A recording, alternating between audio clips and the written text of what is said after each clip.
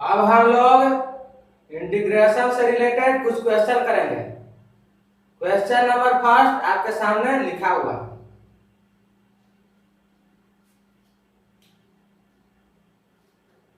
Question number first में क्या कर रहा है, determine the following integral. A B C अलग अलग क्वेश्चन है, तो हम एक एक करके सोल्व करेंगे। सबसे पहले हम ए को सोल्व करते हैं। ए में हमको क्या निकालना है, 1/x² dx। इस केस में हम फार्मूला यूज करेंगे, कौन सा जो पढ़े थे, x के पावर n dx। ठीक है, यहाँ क्या आता था, x के power n+1/n+1 plus c which is integration constant. और यहाँ पे एक चीज और था, where n not belong to what, -1। तो बस इसी फार्मूला का यूज करना है। 1/x² है, तो इसको क्या लिख सकते हैं, x के पावर -2 इंटू dx। तो यानी कि n के स्थान पे क्या है, -2 है। तो बस फार्मूला जो कह रहा है उसके हिसाब से करते जाते हैं। -2+1 upon -2+1 plus integration constant x के पावर -1 और -1 प्लस इंटीग्रेशन कांस्टेंट यानी -1/x। तो बस सिंपल क्वेश्चन था, फार्मूला का बस इस्तेमाल करना था और सोल्व करना था। अब हम लोग फर्स्ट के बी को सोल्व करेंगे।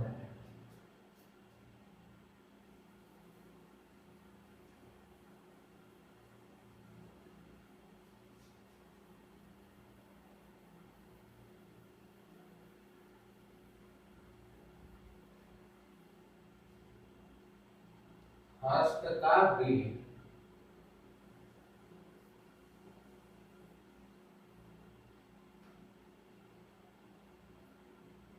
इसमें हम लोगों को कौन सा मेथड यूज करना पड़ेगा, सब्स्टिट्यूशन मेथड यूज होगा। तो हम लोग पढ़े थे integration by using substitution method, उसी का इस्तेमाल इस क्वेश्चन को सॉल्व करने में करेंगे। अब हम लोग इस क्वेश्चन को सॉल्व करते हैं। sin 2x dx क्या करते हैं कि पुट t = 2x, दोनों साइड x के रेस्पेक्ट में डिफरेंशिएट करते हैं। क्या आ जाएगा, dt/dx = 2। तो यहाँ dx के वैल्यू हमको पुट करना है, तो यहाँ से dx जो आ जाएगा 1/2 इंटू dt। तो बस यूज कर लेना, यानी कि sin 2x के स्थान पे t और dx के स्थान पे क्या लिख सकते हैं, 1/2 इंटू dt। 1/2 को बाहर निकाल लीजिए, जो कांस्टेंट होता है उसको बाहर निकाल लेते हैं हम लोग, इंटीग्रेशन सिंबल से बाहर निकाल लेंगे। और इसका तो हम लोग जानते हैं, क्या जानते हैं, cos t with negative sine, या -1/2 cos t। क्या माने थे हम लोग, t माने थे 2x, प्लस इंटीग्रेशन कांस्टेंट। तो इस प्रकार से हम लोगों ने फर्स्ट के बी को भी सोल्व कर लिया। किस मेथड का हम लोगों ने यूज किया, integration by using substitution method.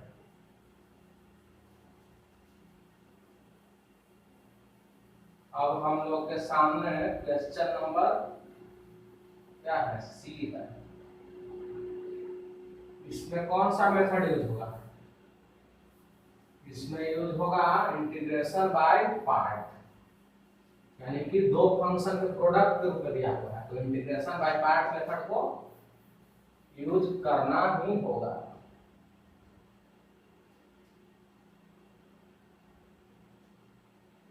सी में x cos x dx, integration by parts में हमको सबसे पहले ये पता करना है कि फर्स्ट फंक्शन किसको मानेंगे, सेकंड फंक्शन किसको मानेंगे। फर्स्ट फंक्शन यानी कि यू ही ना था फर्स्ट फंक्शन, और भी मतलब सेकंड फंक्शन। तो इसके लिए हम लोग आइलेट रूल का इस्तेमाल करते हैं, जो कि हम लोग थ्योरी पार्ट में पढ़ चुके हैं। आइलेट में जो अलजेब्राइक होता है वो पहले आता है और ट्रिगोनोमेट्रिक बाद में आता है। तो जो पहले आएगा वो फर्स्ट फंक्शन होगा, यानी कि जो x है उसको हम फर्स्ट फंक्शन की तरह ट्रीट करेंगे, और जो cos x यानी कि ट्रिगोनोमेट्रिक फंक्शन है ना। तो इस प्रकार से हम लोगों ने पता कर लिया कि किसको फर्स्ट फंक्शन मानना है और किसको सेकंड फंक्शन। अब हम लोग जो रूल जानते हैं, जो फार्मूला जानते हैं, उसका इस्तेमाल करेंगे। तो सबसे पहले फर्स्ट फंक्शन होता है इनटू सेकंड फंक्शन का क्या चीज, इंटीग्रेशन माइनस फर्स्ट फंक्शन का डिफरेंशिएशन होता है, x का डिफरेंशिएशन करेंगे क्या हो जाएगा, 1 हो जाएगा। और फिर से सेकंड फंक्शन का इंटीग्रेशन करना होता है हमको, और फिर दोनों का जो प्रोडक्ट आएगा उसको एक बार फिर से इंटीग्रेट करना होता है।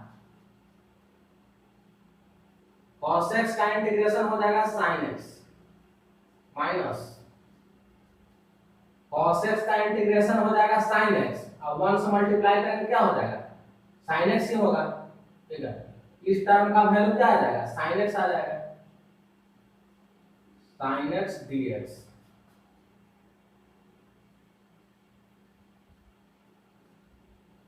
sin x का इंटीग्रेशन करेंगे तो माइनस cos x, एक माइनस पहले से है तो यहाँ पे क्या कर देगा, प्लस कर देगा, प्लस सी। इस प्रकार से हम लोगों ने इस क्वेश्चन को भी काफी ही आसानी से सॉल्व कर लिया। बस इसमें हमको पता करना होता है कि फर्स्ट फंक्शन किसको मानेंगे और सेकंड फंक्शन किसको मानेंगे। उसके बाद जो हम लोग फार्मूला पढ़ते हैं बस उसका इस्तेमाल कर देना।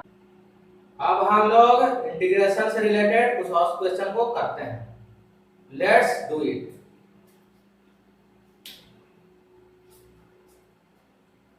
क्वेश्चन नंबर सी तक हो गया था, अब हम लोग डी करेंगे।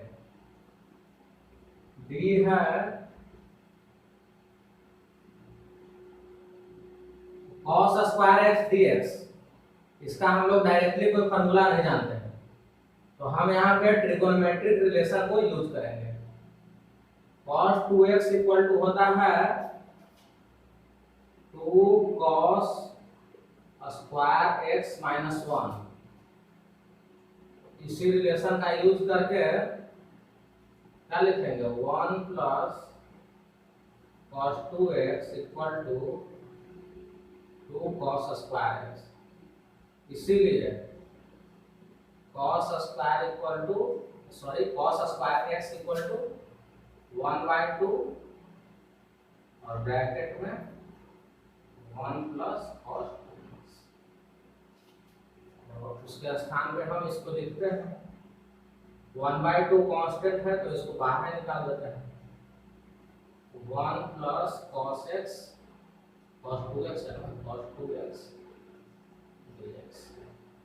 अब हम लोग सेपरेटली क्या करेंगे, इंटीग्रेट करेंगे,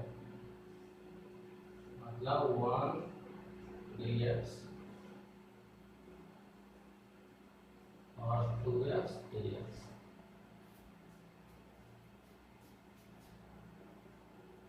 अब सेपरेटली हम इन दोनों का इंटीग्रेशन करते हैं, पुट कर देंगे 1 dx। इसको निकालने के लिए हम कौन सा फॉर्मूला यूज करेंगे, इसके लिए हम क्या लिख सकते हैं, x के पावर 0 लिख सकते हैं, यानी कि x के पावर n वाला फॉर्मूला फिट करेगा, x के पावर 0 प्लस 1 0 प्लस 1, यानी कि इसका x आएगा। इसको तो हम लोगों ने निकाल लिया, cos 2x और 2x dx। इसको लिए हमको सब्स्टिट्यूशन मेथड यूज करना होगा, put p equal to 2x, दोनों साइड x के रेस्पेक्ट में डिफरेंशिएट करेंगे तो dt upon dx equal to 2।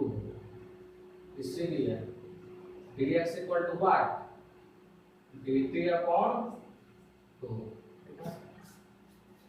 अब हम लोग क्या करेंगे, जो आगे करना है करेंगे। अच्छा, cos 2x को t मान चुके हैं और dx इक्वल टू क्या ले सकते हैं, dt अपॉन 2, 1/2 कांस्टेंट है। cos t dt का क्या हो जाएगा, sin t, और t हम लोग माने हैं क्या, तो ये हम लोग माने हैं व्हाट, 2x। तो इस प्रकार से हम लोग ने दोनों का अलग अलग निकाल लिया। तो अब फाइनल हम रिजल्ट लिख देते हैं, दोनों को सिर्फ ऐड ना करना है। तो ऐसा करेंगे, इसका तो x हो गया, 1/2 से मल्टीप्लाई करना है, कितना हो जाएगा x/2, और 1 यहाँ हो गया, इसका हो जाएगा कितना 1/2 sin x, और 1/2 ऑलरेडी है, कितना हो जाएगा 1/4 sin 2x प्लस एक कांस्टेंट। तो इस प्रकार से हम लोगों ने इस इंटीग्रल को फाइंड आउट कर लिया। अब हम लोगों को कुछ और क्वेश्चन सॉल्व करना है।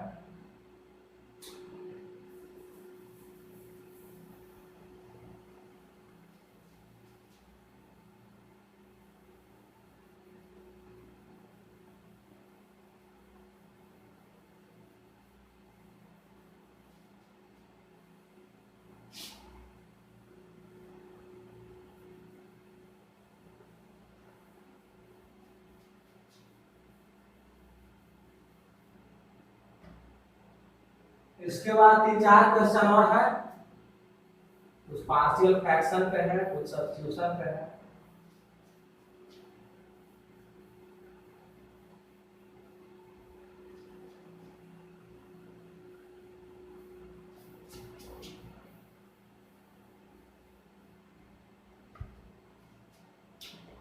क्वेश्चन नंबर ई, इसको है e के पावर 3x dx। इसको हम लोग क्या करना है, इंटीग्रेट करना है, ठीक है, इंटीग्रल फाइंड आउट करना है। तो यहाँ पे हम लोग सब्स्टिट्यूशन मेथड यूज करेंगे, root t equal to 3x, दोनों साइड x के रेस्पेक्ट में डिफरेंशिएट करेंगे, तो क्या आ जाएगा dt upon dx equal to 3, इसीलिए dx इक्वल टू क्या हो जाएगा dt अपॉन 3। अब हम यहाँ पुट करते हैं इसको, e के पावर t और dx इक्वल टू क्या ले सकते हैं dt अपॉन 3, 1/3 को बाहर निकाल देते हैं, और e के पावर t dt, इसका क्या हो जाएगा वैल्यू, e के पावर t ही हो जाएगा, और t माने क्या है, माने हैं 3x और प्लस एक कांस्टेंट ऐड कर दीजिए। तो इस प्रकार से हम लोगों ने इस क्वेश्चन को भी सॉल्व कर लिया। अब हम लोग क्वेश्चन नंबर f को सॉल्व करेंगे। f है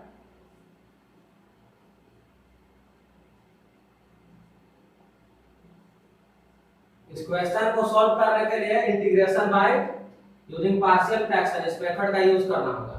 तो सबसे पहले इसको हम सुटेबल पार्शियल फ्रैक्शन में कन्वर्ट करेंगे।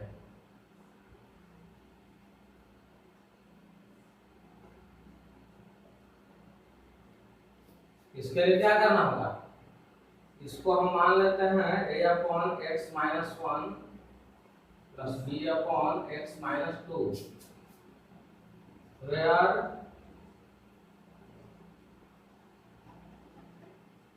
a and b are constants।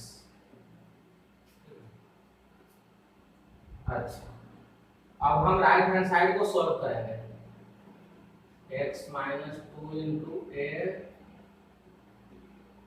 Plus x minus 1 into b upon x minus 1 into x minus 2।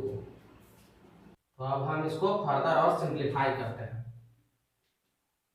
तो फर्दर सिंप्लीफाई कीजिएगा तो क्या हो जाएगा x a प्लस बी, ठीक है, minus 2a minus B upon x minus 1 into x minus 2। अब दोनों को क्या करेंगे, इक्वेट करेंगे, right hand side equal to left hand side. तो देखिए नीचे वाला टर्म तो कट जाएगा, ऊपर क्या बचेगा 1 जो कि एक कांस्टेंट है, लेकिन ऊपर यहाँ पे x का कोफिशिएंट भी आ रहा है, इसका मतलब कि x का जो कोफिशिएंट है वो 0 होना चाहिए, a plus B equal to 0, और जो कांस्टेंट टर्म है -2a माइनस बी जो 1 के इक्वल होता है। दोनों को सोल्व करके ए और बी का वैल्यू निकालेंगे, तो इससे हम ए का वैल्यू पुट करेंगे इसमें, -2 ए का क्या हो जाएगा माइनस बी इक्वल टू 1, तो ये हो जाएगा +2b और -b कितना हो जाएगा, यानी कि b, तो b equal to 1, a equal to what -1। तो इस प्रकार से हम लोगों ने a और b का वैल्यू निकाल दिया है। तो अब हम लोग क्या करेंगे, पुट करेंगे।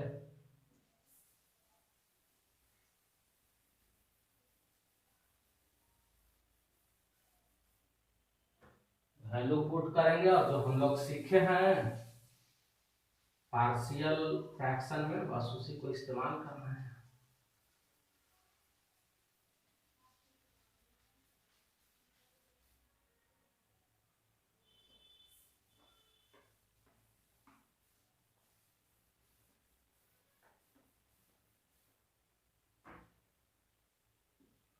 ए का वैल्यू कितना है -1, तो इस टर्म के इक्वल हम लिख सकते हैं क्या चीज, -1 अपॉन x माइनस 1, b1 है तो 1 अपॉन x माइनस 2, इसको हम ब्रैकेट में dx। अब हम दोनों को सेपरेटली क्या करेंगे, इंटीग्रेट करेंगे, -1 upon x minus 1 plus part 1 upon x minus 2 dx।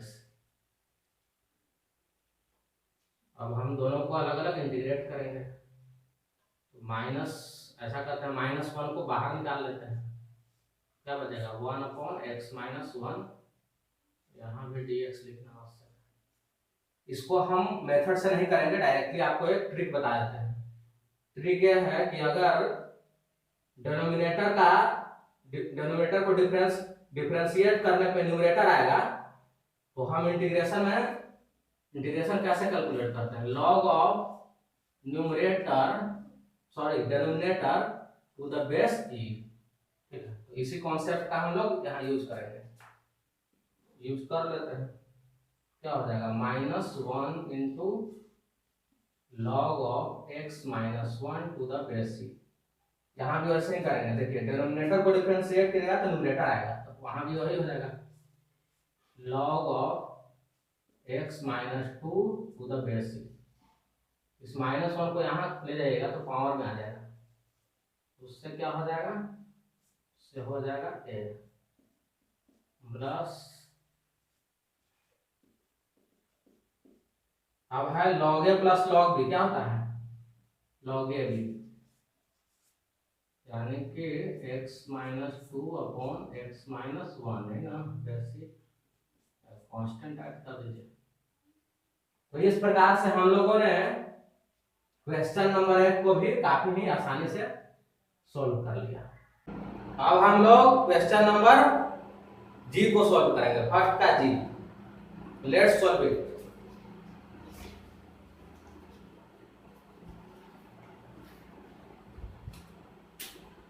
Heavy integration by using partial fraction का केस है। Integration of x plus 1 x plus 2 x plus 3 अपॉन x स्क्वायर प्लस 1 dx। काफी इंटरेस्टिंग क्वेश्चन है। हम लोग जब integration by partial fraction पढ़ रहे थे तो उस समय हम लोगों ने दो केस को देखा था। फर्स्ट में प्रॉपर रेशनल फंक्शन के केस में कैसे इंटीग्रेट करते हैं, और दूसरा केस में देखा था इम्प्रॉपर रेशनल फंक्शन के केस में कैसे इंटीग्रेट करते हैं। तो यहाँ पे सबसे पहले पता करना है कि प्रॉपर है कि इम्प्रॉपर है। तो इम्प्रॉपर है क्योंकि डिग्री ऑफ न्यूमरेटर जो है डिग्री ऑफ डिनोमिनेटर से क्या है, ज्यादा है, तो उसी मेथड का हम लोग यूज करेंगे। तो सबसे पहले यहाँ पर हमको डिवीजन करना पड़ेगा, डिवाइड करके हमको क्या करना होगा कि डिग्री ऑफ जो न्यूमरेटर है उसको क्या करना होगा, स्मॉल करना होगा। किसके रेस्पेक्ट में, इसके तुलना में, डिग्री ऑफ डिनोमिनेटर के रेस्पेक्ट में।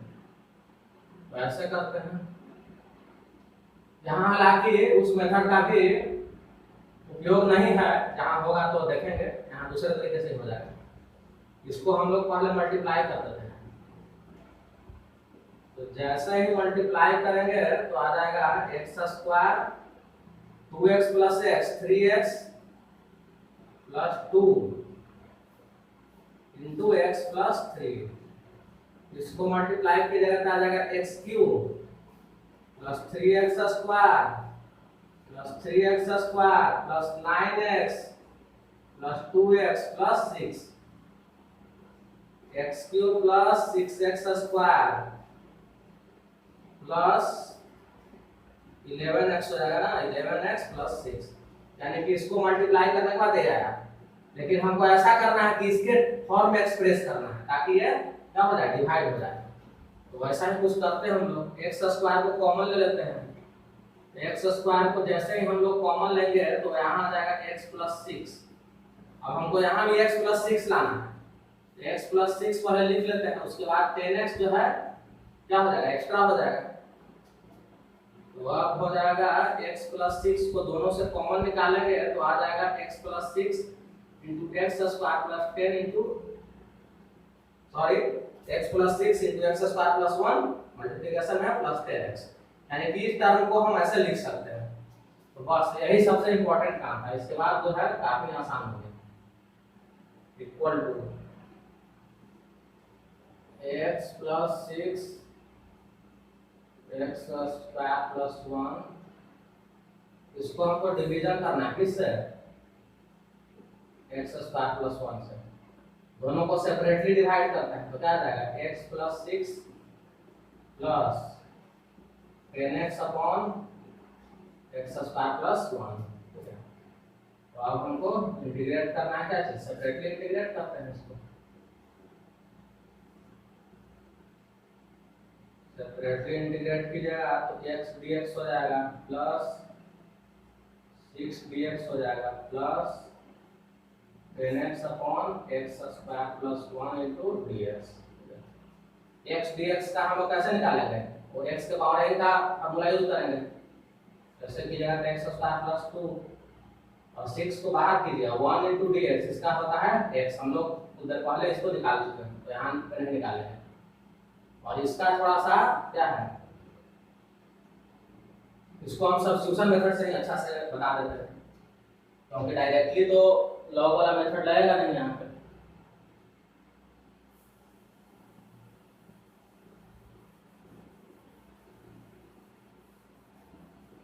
तो यहाँ पे हमको अप्लाई करना होगा इंटीग्रेशन बाय सब्स्टिट्यूशन मेथड को, इस इंटीग्रल को फाइंड आउट करना।